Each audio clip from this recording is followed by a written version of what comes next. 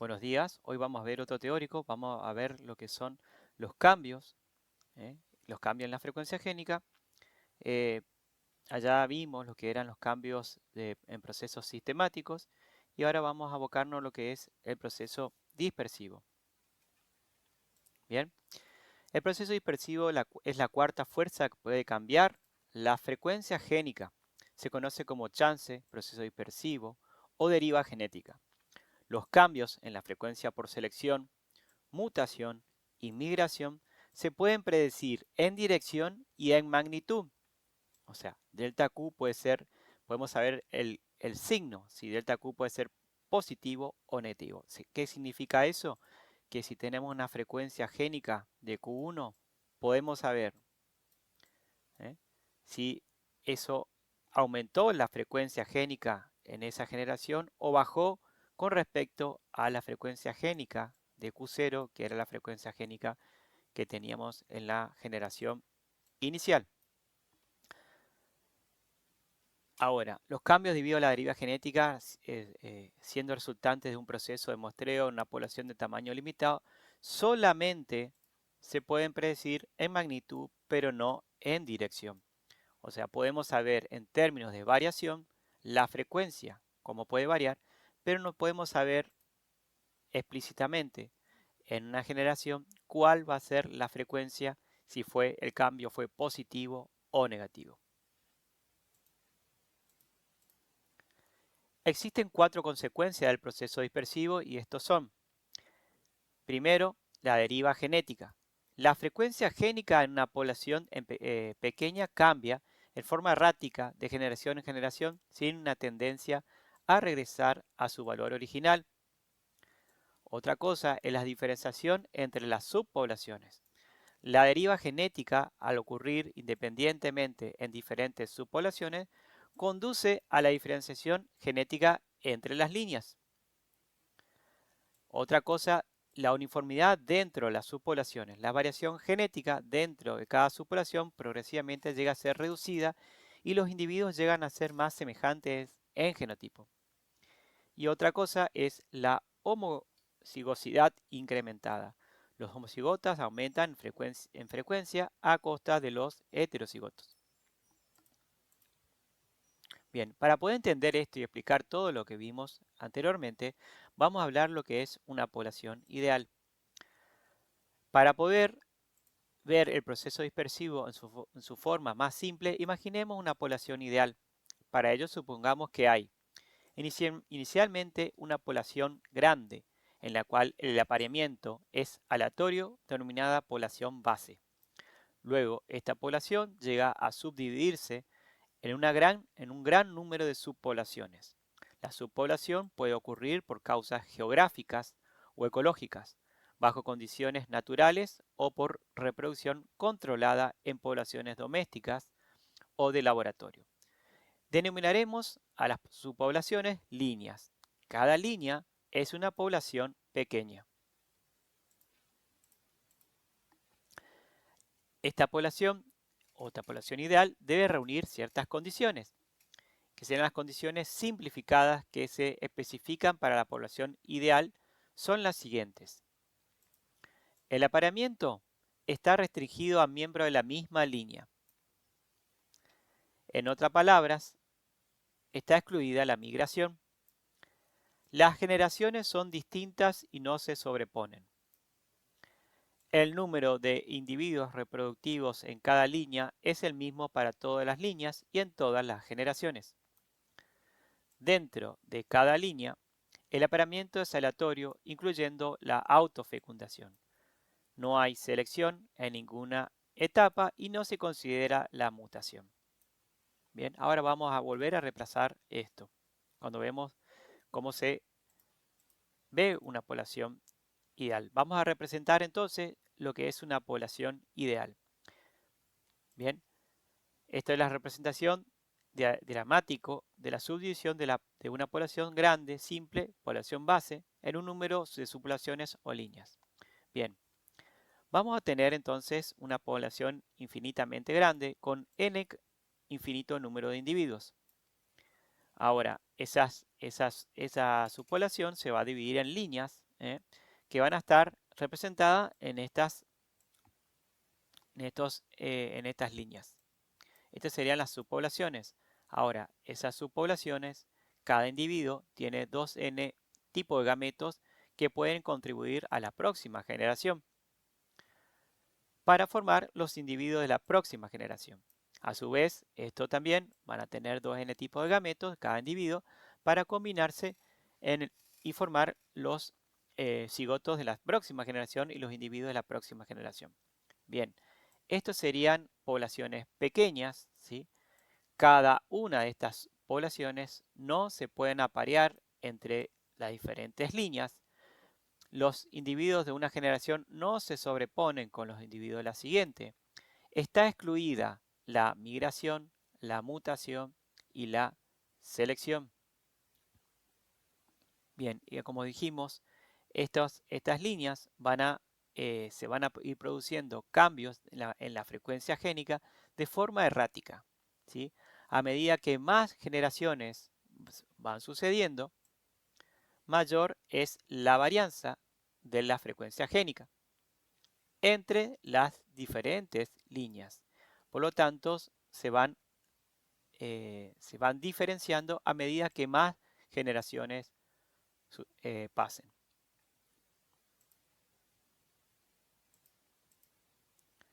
Bueno, estos símbolos serán usados en esta presentación y son todos para poder entender lo que es la población ideal. N, lo que está representando, es el número de individuos reproductores en cada línea y generación, esto es el tamaño de la población. T es el tiempo en generaciones, comenzando en la población base, donde es T0, y a medida que el T va aumentando, puede ser T1, T2, T3, si es la tercera, cuarta, quinta y sexta generación. Q representa la frecuencia de un alelo particular en un locus. Y P igual a 1 menos Q, frecuencia de todos los otros alelos en ese locus. Q media y P media son las medias de P, de Q y de P. Y Q0 y P0 son las frecuencias génicas en la población base.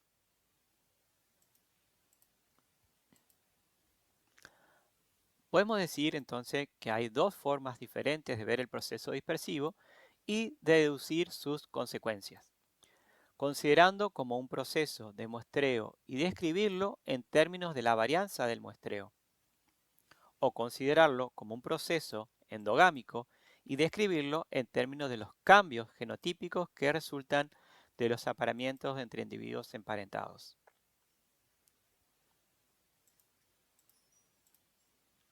Proceso de muestreo.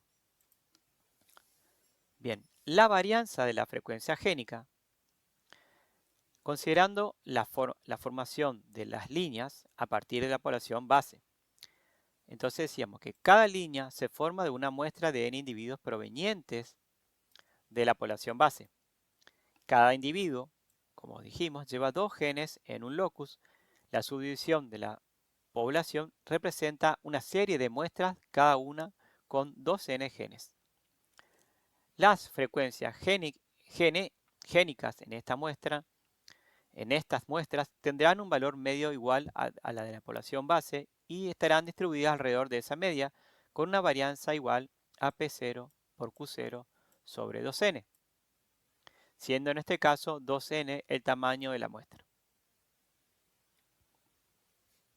Porque cada individuo, como dijimos anteriormente, tiene una 2n número de genes que pueden transmitir a la siguiente, en sus gametos, a la siguiente generación. De esta forma, el cambio de la frecuencia génica, conocido como delta Q, que resulta del muestreo en una generación, puede ser expresada en términos de su varianza como varianza del cambio de la frecuencia génica, o sea, la varianza en la primera generación como P0 por Q0 sobre 2n. La varianza de delta Q expresa la magnitud del cambio de la frecuencia génica. Su efecto es la dispersión de las frecuencias génicas entre las líneas. Sin embargo, la media en la población como un todo no cambia. Vamos a volver a repasar. Viendo qué es lo que va a suceder en cada línea. Debido a estas subpoblaciones y a que las poblaciones son pequeñas, esta población son pequeñas y el número de individuos siempre es el mismo, para entender lo que era una población ideal, por chance, por azar o por muestreo, las frecuencias génicas van cambiando.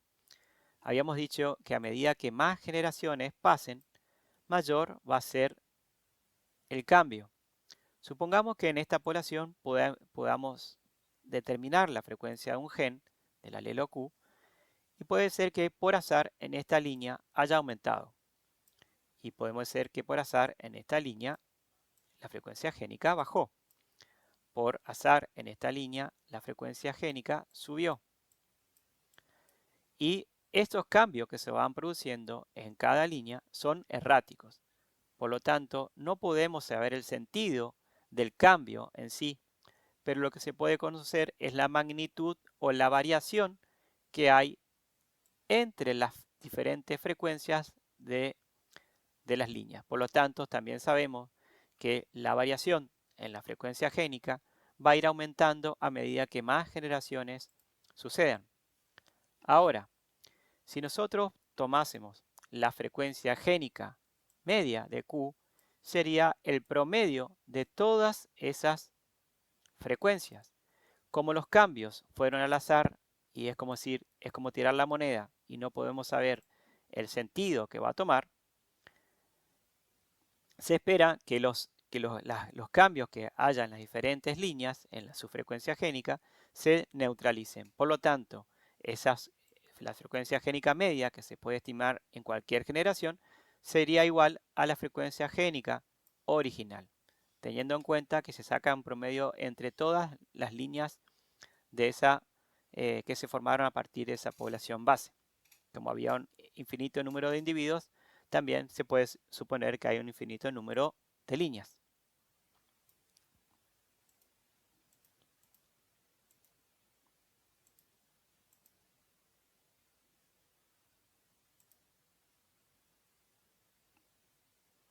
O sea, quedamos que la media, como dijimos anterior, como un todo, no va a cambiar. En la siguiente generación, el proceso de muestreo se repite, pero ahora cada línea comienza una frecuencia génica diferente. De manera que el segundo muestreo conduce a una dispersión adicional. Eso es un poco repitiendo lo que veníamos diciendo. A medida que más generaciones, mayor va a ser la dispersión. La varianza del cambio difiere ahora entre las líneas, puesto que depende de la frecuencia génica de Q1 en la primera generación de cada línea separadamente.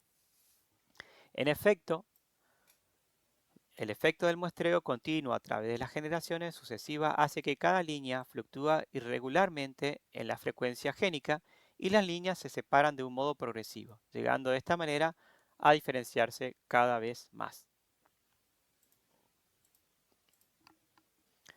De acuerdo a lo mencionado anteriormente, se puede decir que el aumento de la diferenciación entre las líneas es equivalente a aumentar la varianza de la frecuencia génica entre ellas. La varianza de la frecuencia génica entre las líneas en cualquier generación T está dada por P0 por Q0 por Ft. Habíamos dicho que la magnitud del cambio o delta Q, la varianza de delta Q es la magnitud del cambio, también era P0 por Q0 sobre 2n. Por lo tanto, si queremos considerar la variación en una generación que no sea la primera, debemos multiplicar esto por el coeficiente de endogamia de la generación T.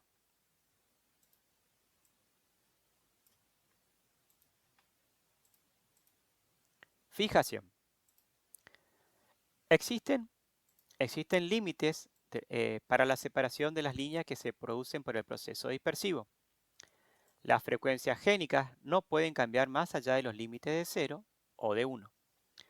Tarde o temprano, cada línea debe llegar a alcanzar uno u otro de estos límites.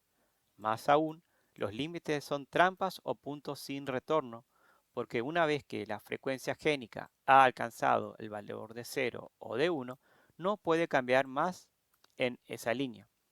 Cuando un alelo particular ha alcanzado una frecuencia de 1, se dice que ha sido fijado en esa línea, y cuando ha alcanzado la frecuencia de 0, se dice que ha sido perdido.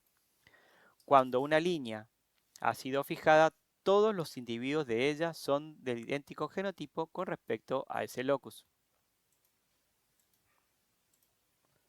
Frecuencias genotípicas. El cambio de la frecuencia génica conduce al cambio de la frecuencia genotípica. La dirección general del cambio es hacia un aumento de los genotipos homocigotas y una disminución de los heterocigotos. Habrá un incremento en la uniformidad genética dentro de las líneas. Bien, las frecuencias génicas genotípicas en la población total pueden deducirse si se tiene conocimiento de la varianza de la frecuencia génica. En consecuencia, podemos encontrar las frecuencias genotípicas para un locus con dos alelos en la forma siguiente. Esto es si todos los individuos de una población o todas las líneas se combinasen. Debido a que si tomamos lo que sucede en una línea particular, el aumento es en un sentido, ¿sí?, en la fijación de un alelo o la pérdida de otro. Ahora, si nos volvemos a ponemos a combinar, el sentido general del cambio de las frecuencias genotípicas sería hacia el aumento de los individuos homocigotos y una disminución proporcional en los individuos heterocigotos. Ese aumento y disminución va a estar en relación a la variación de la frecuencia génica encontrada en esa generación. Así, podemos decir que la frecuencia de P cuadrado, genotípica de P cuadrado en la generación 0 más la varianza de la frecuencia génica en la generación que se está estudiando.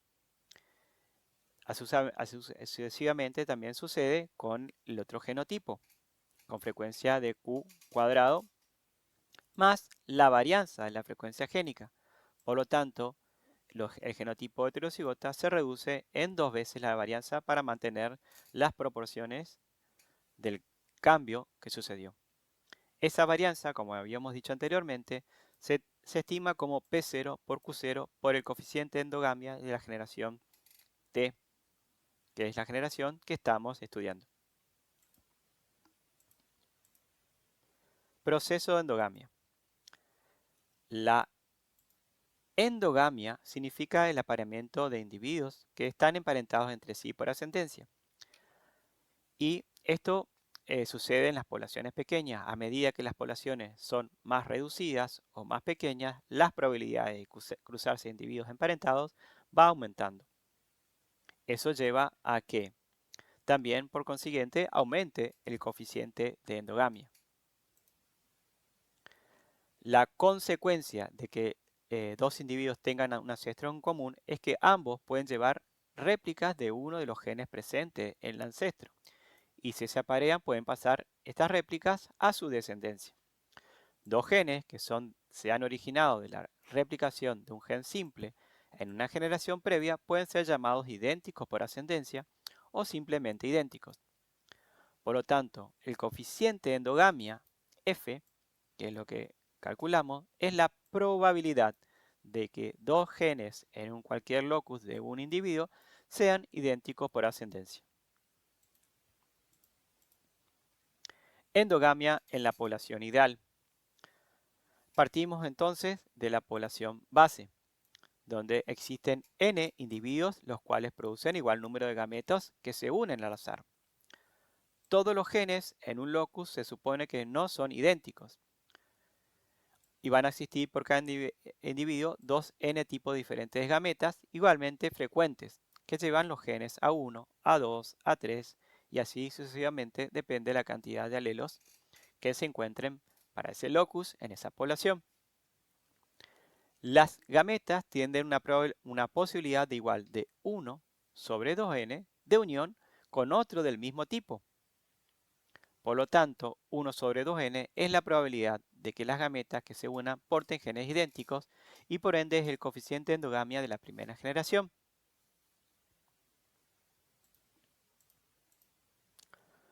El coeficiente de endogamia de los individuos de la generación T es la siguiente. Podemos decir que 1 sobre 2n es la endogamia nueva que se va produciendo y 1 menos 1 sobre 2n por el coeficiente de endogamia de la generación anterior sería la endogamia acumulada en las generaciones anteriores. Por lo tanto, en esa generación debemos tener en cuenta la endogamia que ya viene trayendo esa población. En esta forma, el coeficiente de endogamia está constituido por dos partes. Un incremento de 1 sobre n que se atribuye a la endogamia nueva y un remanente que se atribuye a la endogamia previa que tiene el coeficiente de endogamia de la generación anterior. Esto sería el coeficiente de la... Si acá estamos hablando de la generación 5, acá sería ft-1 sería la endogamia de la generación 4 que se debe multiplicar por este término. O sea, esto sería la panmisia existente y de todos toda la parte panmítica, cuánto son lo que tendría la endogamia en esa fracción.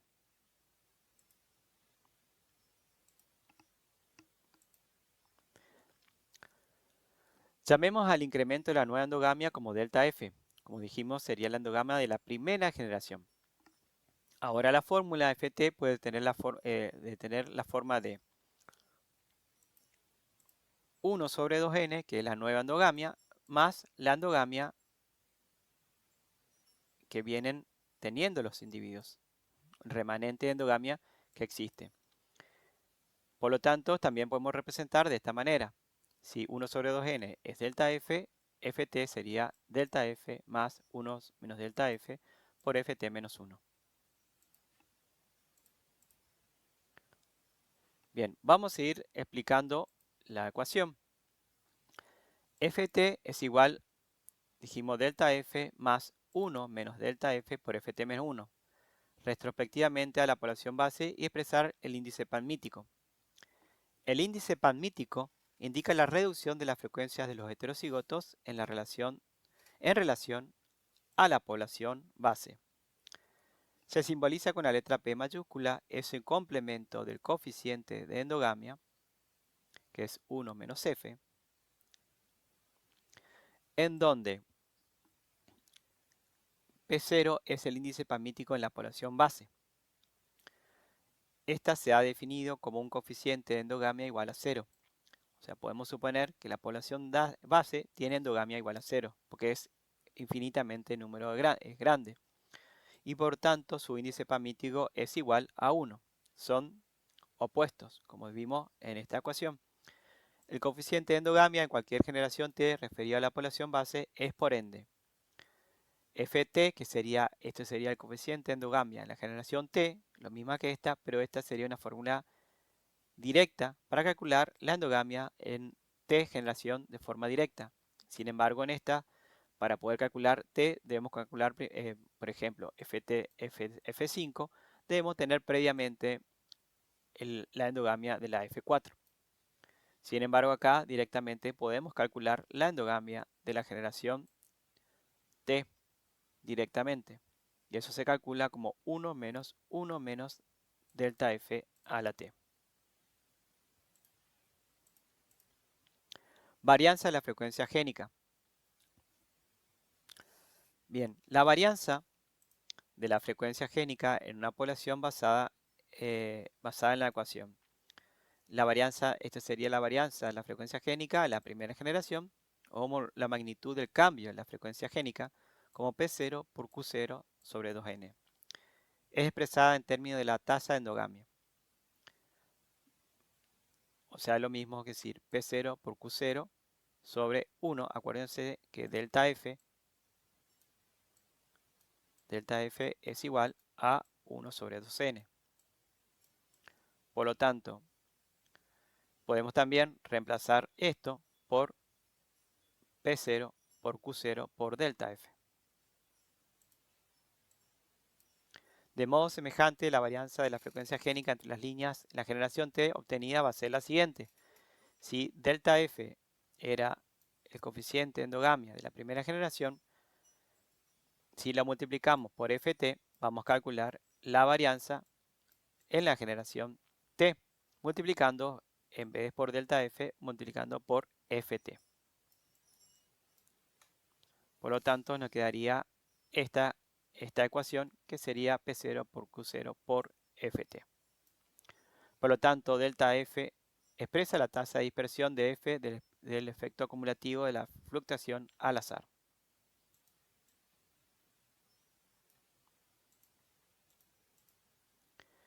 Frecuencias genotípicas. Como habíamos dicho anteriormente, las frecuencias van a ir aumentando en razón de la varianza para la generación T. O sea, como el genotipo homocigota 1 a 1, con frecuencias originales de P cuadrado sub 0 más la varianza, que es la variación respecto a ese alelo en la generación T. A su vez, el homocigota 2 a 2 sería las frecuencias genotípicas originales de Q cuadrado más la varianza de Q cuadrado. Esa es la variación en la frecuencia génica en la generación T.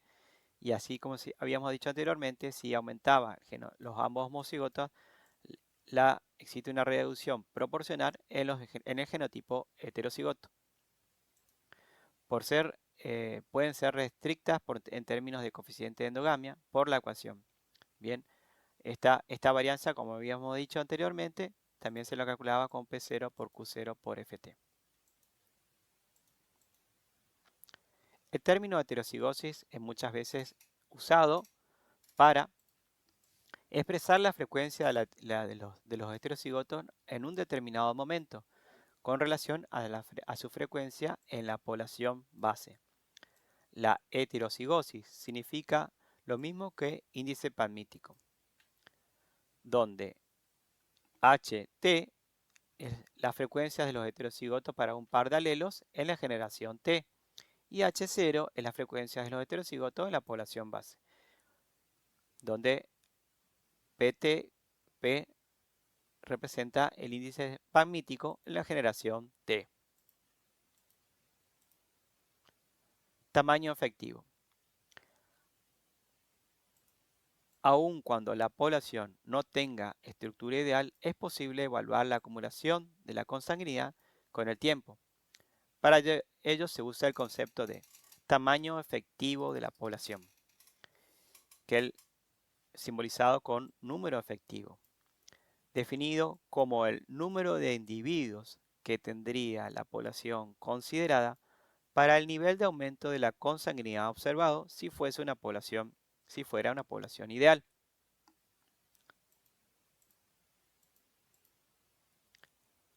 Así, el delta F sería 1 sobre 2 número efectivo,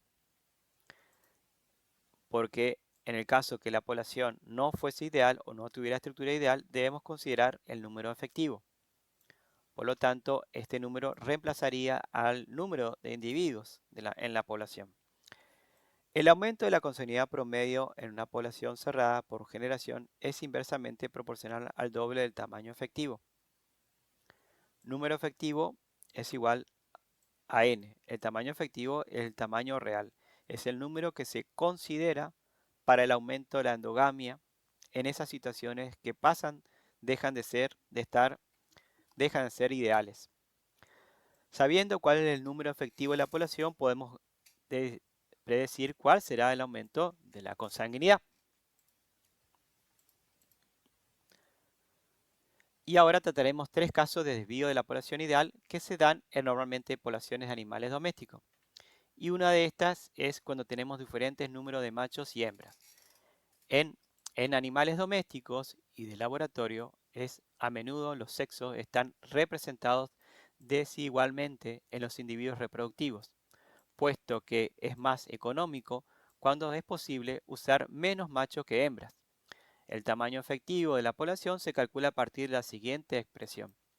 Número efectivo, 4 por número de machos por número de hembras, sobre número de machos más número de hembras.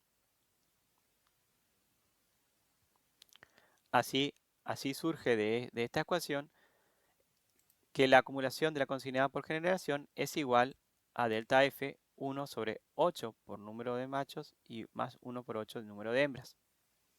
Bien.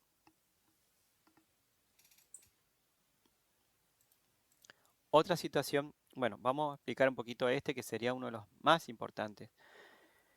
¿Por qué decimos que el número efectivo se debe ajustar a ese tipo de situación particular que deja ser ideal? Si nosotros pensásemos que lo que realmente queremos practicar o calcular es la endogamia, en esas situaciones donde el número de machos y el número de hembras no son iguales, la endogamia puede variar de acuerdo a la estructura reproductiva de cómo está constituido. Vamos a suponer que en una situación tenemos dos machos o vamos a ponerle más, 5 machos y 5 hembras.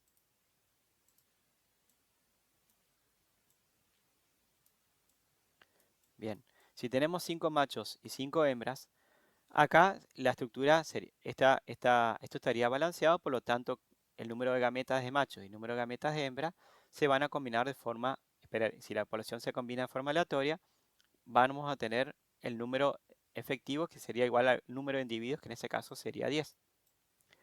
¿Qué pasa si nosotros tenemos una situación muy diferente, donde tenemos un macho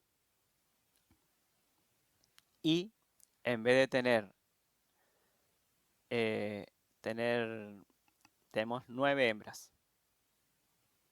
En ambos casos, acá machos, en ambos casos vamos a tener la misma cantidad de individuos, que sería 5 y 5, 10. Pero en esta situación, particularmente la endogamia que se puede resultar, que puede llegar a ver, es mucho más debido a que todas las crías provenientes de este apareamiento van a tener un grado de parentesco. Por lo tanto, en los cruzamientos de esos individuos, la endogamia va a ser mayor. Por lo tanto, en realidad, el número en esta población, porque estamos considerando verdaderamente no los individuos, sino el aporte de los individuos, sus gametas y las combinaciones posibles que pueden suceder. Por lo tanto, el número de individuos en esta situación va a ser mucho menor que 10.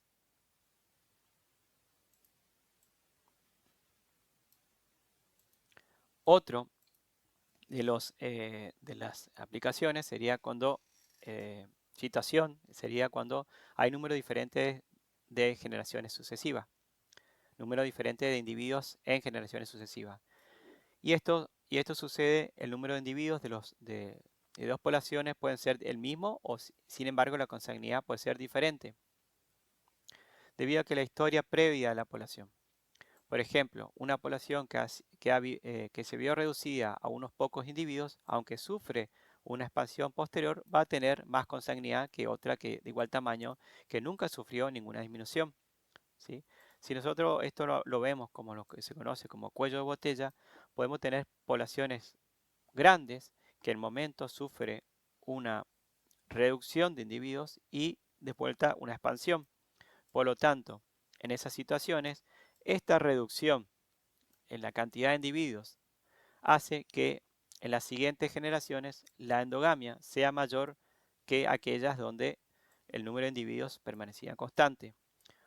Esta situación, si bien acá podemos ver una situación particular acá, la cantidad de individuos es igual que en esta situación donde hubo una reducción importante en los individuos en las generaciones anteriores, la endogamia se ve incrementada.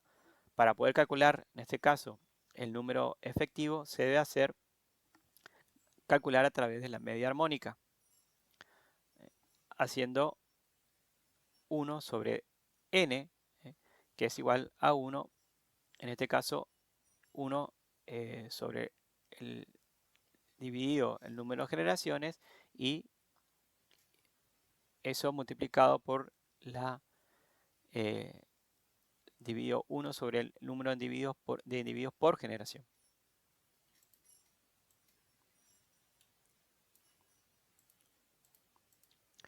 Bueno, otra situación sería la selección dentro de familias, donde esto corresponde a lo que en poblaciones con partos múltiples, cerdos, ratones, con alto número de animales por progenio, en drosófilas, si esa es la mosca, en aves, y a una estructura muy especial utilizada en programas de selección, donde se aparean un macho con una hembra y se mantiene el número total de la población constante. En esas situaciones donde tenemos familias numerosas, al haber, si nosotros mantenemos a la población y sin un apareamiento dirigido, la endogamia se puede incrementar debido a que el grado de parentesco que hay entre hermanos enteros es importante. Si se cruzan de forma aleatoria, la endogamia podría llegar a ser un problema. Por lo tanto, en estos casos, en cada generación se selecciona un macho y una hembra de cada familia y ellos reconstituyen la siguiente generación. De esta manera, lo que estamos haciendo es disminuyendo a la mitad, disminuir a la mitad la consanguinidad. O sea que el número efectivo es igual a 2n. Eso es todo, chicos, y bueno, nos vemos en los próximos teóricos.